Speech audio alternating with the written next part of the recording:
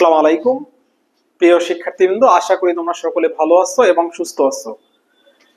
এখন আমি তোমাদের সামনে জটিল সংখ্যার একটা সমস্যা নিয়ে উপস্থিত হলাম এবং এই সমস্যাটা ডি ময়বরের উপপাদ্য প্রয়োগ করে আমরা ইনশাআল্লাহ সলভ করব। ক্লাসটি তোমরা মনোযোগ সহকারে দেখলে আমার বিশ্বাস খুব সুন্দর করেই তোমরা বুঝতে পারবে। এই প্রশ্নটা আমি এখন সলিউশন করি। তোমরা এই প্রশ্নটা সলিউশন করার ক্ষেত্রে যে বিষয়টা প্রায়োরিটি দিতে হবে বা যে বিষয়টা খুব গুরুত্ব সহকারে তোমরা দেখবে তা হলো এখানে যে দুটো পদ আছে তাকাও, এই যে দুটো পদ, প্রথম পদ এটা দ্বিতীয় পদ, দুটোর পাওয়ার কিন্তু সেম থাকা লাগবে। এইটুকু হলো ফার্স্ট তোমাদের মনে রাখতে হবে। এই দুটো ম্যাথ একই টাইপের, তাহলে এই ম্যাথ দুটোকে সলভ করতে হলে যে বিষয়টা বেশি বেশি আমাদের গুরুত্ব দিতে হবে তা হলো আমাদের একটা বা দুটো মান জানতে হবে। মান দুটো কি কি লক্ষ্য করো, তোমাদের এই মানটা জানতে হবে কস পাই এর মান কত আর সাইন পাই এর মান কত। আমার বিশ্বাস তোমরা নিশ্চয়ই এটা জানো, এটার মান হলো -1 আর এটার মান হলো 0। এই দুইটা মান আমাদের অবশ্যই জানা থাকতে হবে। আসো এই দুইটা মানের আলোকে আমরা এটাকে সমাধান কিভাবে করছি একটু লক্ষ্য করিও। সর্বপ্রথম আমি তোমাদেরকে প্রশ্ন করি যে কোন ম্যাথটা করব। আমার যেটা জানা তোমরা 80% স্টুডেন্ট উত্তর করবা যে আপনি এইটা করেন, কারণ কি এখানে পাওয়ার বেশি আছে, তোমাদের এইটাই মন টানবে যে এইটাই আমরা করতে পারবো না। তাহলে যেহেতু আমরা এটা পারবো না, তাহলে আপনার কাছ থেকে এটাই আমরা হেল্প নিব। তাহলে আমি আসি এই প্রশ্নটা কিভাবে সলভ করতে হয় তোমাদেরকে দেখাচ্ছি। সমাধান 2 দিয়ে আমি শুরু করলাম, মানে 2 নম্বর প্রশ্নটা সমাধান করব।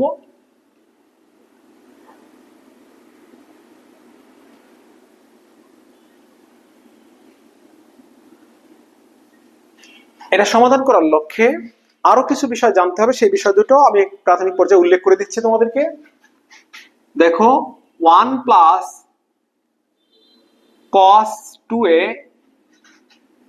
equal to 2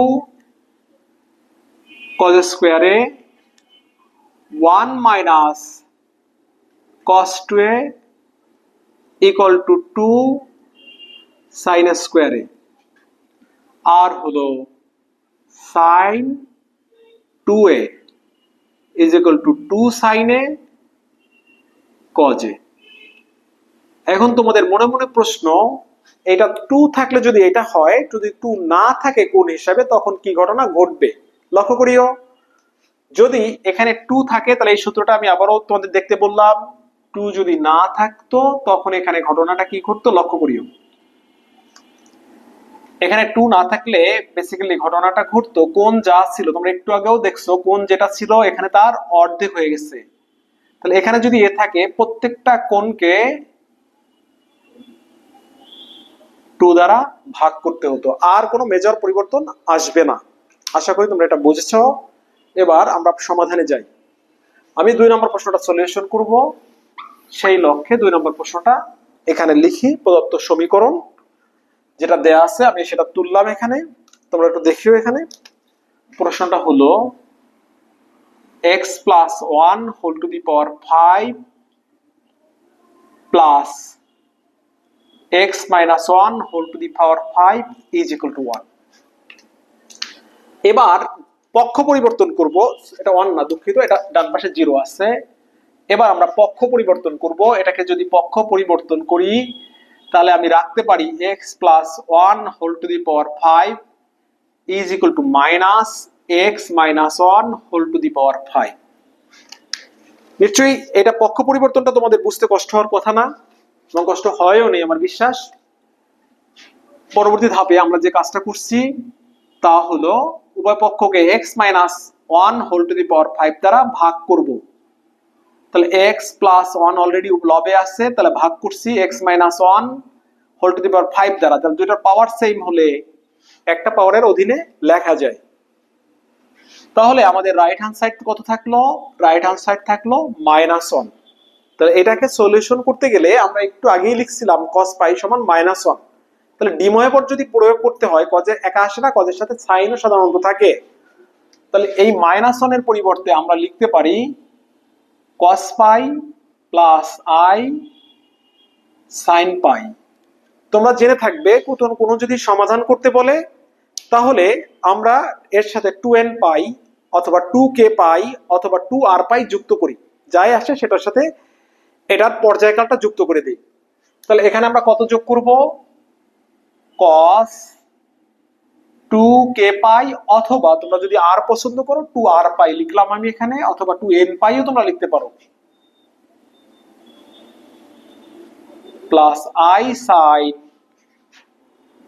2r pi plus পাই। এখানে আর হলো যে কোনো বাস্তব সংখ্যা বা পূর্ণ সংখ্যা, পূর্ণ সংখ্যা উল্লেখ করা বেটার হবে, এখানে আর হলো পূর্ণ সংখ্যা, বাস্তব সংখ্যা বললে ভুল হবে, তোমরা একটু সতর্ক থেকো, পূর্ণ সংখ্যা, আর এর পরিচয় হলো জেড। এবারে এখানে যে পাওয়ারটা আছে আমরা এই পাওয়ারটাকে ক্যান্সেল করে দিব, কারণ আমরা এক্স এর মান বের করতে চাই, হোল পাওয়ার চাই না। তাহলে যেহেতু এটাকে ক্যান্সেল করে দিব, আমাদের লেফট হ্যান্ড সাইডে থাকছে x plus one by x minus one, আর ক্যান্সেল করলে উভয় পক্ষে পাওয়ার 1/5 নিতে হবে। তাহলে বাম পাশে ডান পাশে যেহেতু থাকছে cos 2r pi plus 1 pi plus i sin 2r pi plus পাই, এই টোটালটার পাওয়ার হবে 1/5। ডিময়বার কি বলছে, পাওয়ারটা এসে কোণের সাথে গুণ হবে। তারপর ডিময়বারের কথাটা আমরা রাখি, ডিময়বারের কথা রাখতে গেলে আমাদের এখানে লিখতে হবে cos 2r pi plus pi by 5 plus i sin 2r pi plus pi by 5। নিশ্চয়ই এটুকু তোমরা বুঝতে পেরেছো, কারণ পাওয়ার ডিময়বার কি বলছে, পাওয়ারটা এসে কোণের সাথে গুণ হয়। এখন প্রশ্ন হলো, ডিময়বার উপপাদ্য তো আমি দেখি না এর আগে, যারা দেখো নাই তাদের উদ্দেশ্যে আমি লিখে রাখছি cos theta plus i sin theta whole to the power n is equal to cos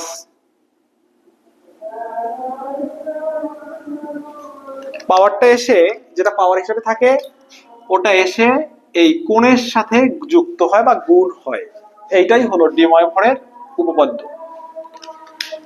পরবর্তী ধাপ, এখানে আমার এক্স এর মান বের করতে হবে। তাহলে এক্স এর মান যদি আমি বের করতে চাই, তাহলে দেখো এখানে এক্স তৈরি করতে হবে। কিভাবে এক্স আলাদা করব, শুধু এক্স থাকবে। আমরা যদি যোজন বিয়োজন করি তাহলে ঘটনাটা কি ঘটবে দেখো, আমাদের দুটা কাজ করার আছে, এখানে যোজন বিয়োজনও করা আছে অথবা বিয়োজন যোজনও করার আছে। তাহলে আমরা এখানে যে কাজটা করব তা হলো যোজন বিয়োজন করব। এখন এই যোজন বিয়োজন করার লক্ষ্যে আমি একটু দেখে নেই, যোজন বিয়োজন যদি করি তাহলে ঘটনাটা কি ঘটবে দেখো, এই বাম পাশে ঘটনাটা ঘটছে, এখানে আমি নিচ থেকে লিখে দেওয়া ধরছে না, এখানে যোজন বিয়োজন করলে x plus 1 plus x minus 1 আর হরে হচ্ছে x plus 1 minus x plus 1, এটা হলো যোজন বিয়োজন। অর্থাৎ যোজন কথার অর্থ হলো লবের সাথে হর যোগ হয়ে সেটা লবে লিখবো, আর বিয়োজন কথার অর্থ হলো লবের থেকে হর মাইনাস হয়ে সেটা হরে লিখবো। তাহলে এখানে যোজন বিয়োজন কিভাবে করব, এটা যেহেতু একটা পদ এর হরে অন আছে, এটা আমার মাথায় রাখতে হবে। তাহলে আর কিছু না থাকলেও তো আর হরে অন আছে, তাহলে যোজন বিয়োজন করার পদ্ধতিটা কি, লবের সাথে হর যোগ হবে। তো যেহেতু যোগ, অনটাকে আগে লিখলে কোনো সমস্যা নেই, cos। এখানে দেখো, এখানে যদি আমি এটাকে পাই কমন নেই তাহলে আমি এখানে লিখতে পারি 2r plus 1 by 5 pi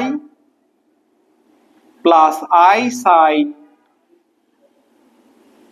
2r plus 1 by 5 pi. এটা হলো আমার যোজন। এখন হবে বিয়োজন। তাহলে বিয়োজন মানে কি, লব যেটা আছে সেটা থেকে 1 মাইনাস যাবে, তাহলে মাইনাস 1টাকে আমি আগে লিখি, এরপরে লব যেটা আছে সেটাকে লিখে দেই।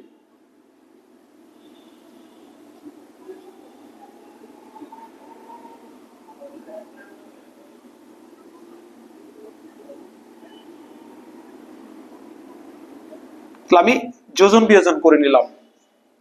লেফট হ্যান্ড সাইডে যেটা থাকছে তোমরা দেখো, এখানে লবে থাকছে 2x, হরে থাকছে শুধু 2।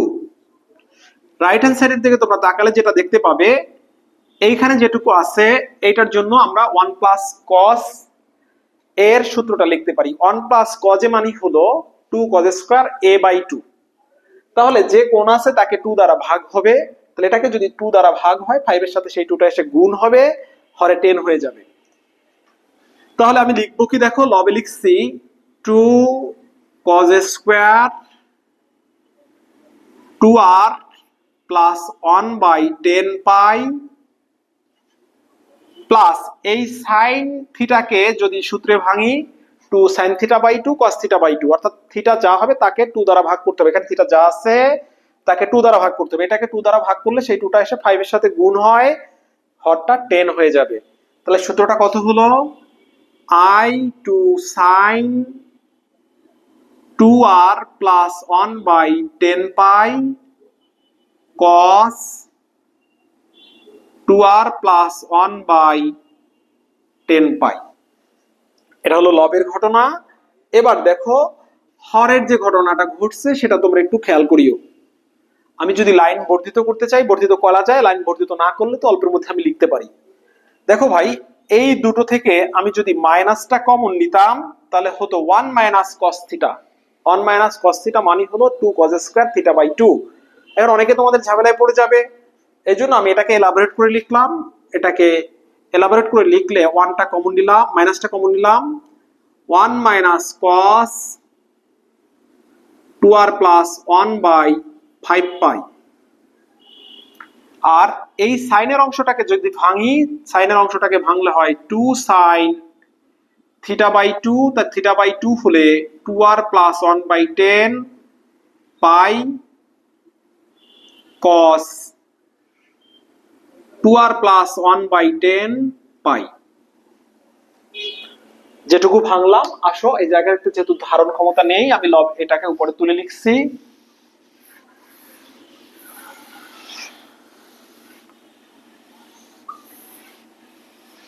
আমাকে হেল্প করিও তোমরা কাজে। বাম পাশে শুধু x থাকলো, এবার ডান পাশের দিকে তাকাও, লবের দিকে তাকাও। লবে এই দুটো পদের মধ্যে 2 আছে, এই cos এর অংশটা দুটোর মধ্যেই কমন আছে, শুধু এখানে একটা স্কয়ার আছে বিধায় এখানে এক কমন নিলে একটা cos থেকে যাবে।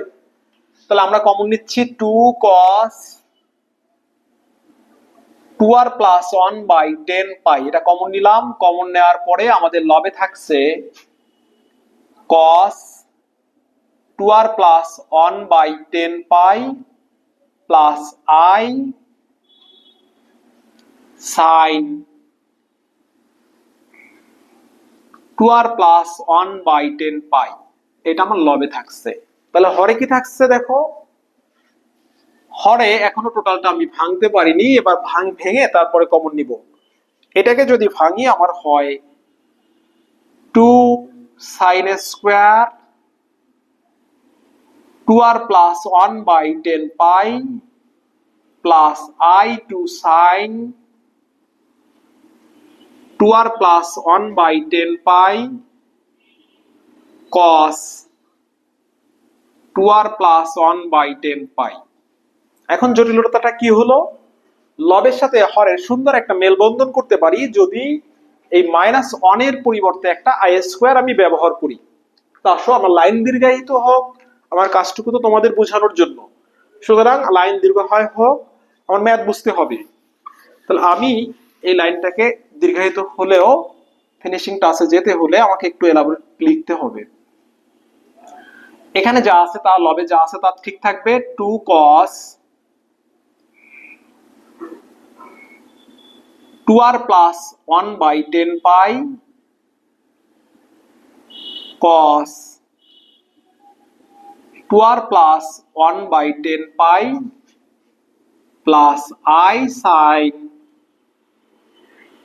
2r প্লাস 1/10 পাই। লবেরটা লিখে নিলাম। এবার হরে দেখো, হরে যদি আমরা এটাকে ভাঙি বা সূত্রে নেই, তাহলে এই 1 এর পরিবর্তে যদি আমি একটা i স্কয়ার লিখি, -1 এর পরিবর্তে 2 sin square 2r plus 1/10 pi plus i sin 2r plus 1/10 pi cos 2r plus 1/10 পাই। নিশ্চয়ই তোমরা এটা বুঝতে পেরেছো। এবার ভাই লব যা আছে তা ঠিক রাখলাম, 2 cos 2r by 1 by 10 pi cos 2r by 1 by 10 pi plus I sin 2r plus 1 by 10 pi লিখলাম। এবার হরের দিকে তোমরা খেয়াল করবা গুরুত্ব সহকারে। হরে আমার হাতে যে দুটো পদ আছে তার মধ্যে দেখো এই দুটোর মধ্যে 2i কমন আছে, প্রথম কমন আছে 2i বা i2, তোমরা যাই বলো। এরপরে যেটুকু আছে দুটোর মধ্যে যে দেখো এই সাইনের অংশটা কমন আছে, তাহলে আমরা কমন নিতে পারবো সাইন 2r প্লাস 1 বাই 10 পাই, এটা কমন নিতে পারবো। কমন নিলে এখানে সাইন স্কোয়ার যেহেতু আছে একটা সাইন থেকে যাবে, তাহলে আমরা এখানে লিখতে পারবো সাইন 2r প্লাস 1 বাই 10 পাই, তবে এর সাথে একটা i থাকবে কারণ i স্কোয়ার ছিল, একটা i কমন নিয়েছি, plus cos 2r plus 1 by 10 pi, এইটুকু থাকলো। এবার তোমরা তাকিয়ে দেখো এখানে কজের যে অংশটুকু আছে এখানে ঠিক কজের সেই অংশটুকুই আছে, সেম। সাইনের আই যুক্ত যে অংশটা আছে এখানে সাইনের আই যুক্ত অংশটা তাই আছে। এই কথার অর্থ হলো এখানে আমার লবে এই যে পদ যেটা লবের যে অংশটা ব্র্যাকেটের মধ্যে যা, হরের অংশটাও ঠিক তাই। তাহলে এইটার সাথে এটা ক্যান্সেল হলে আমার এখানে এই 2 এর সাথে 2 ক্যান্সেল হয়ে যাবে।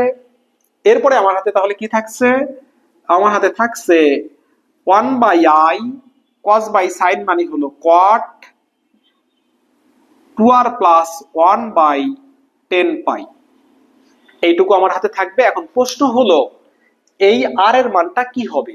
এই আর এর মানটা যেহেতু এখানে পাওয়ার 5 ছিল, তাহলে আর এর মান 5টা হবে। এই 5টা মান শুরু হবে 1 থেকে, 0 থেকে, আর এর মান শুরু হবে 0 থেকে শেষ হবে 4 এ গিয়ে, মোট 5টা মান। তাহলে লিখবো যেখানে যেখানে